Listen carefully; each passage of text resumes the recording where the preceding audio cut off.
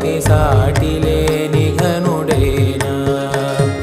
నీరజాక్షి అలిగే వేళ నుడి విల్లు ముడి వంచగలడా సడే చాలు శత సైన్యాలు నడిపే ధీరుడైనా వసుధావాణి మిథిలావేణి మది వెనుక పలుకు పలుకులెరుగగల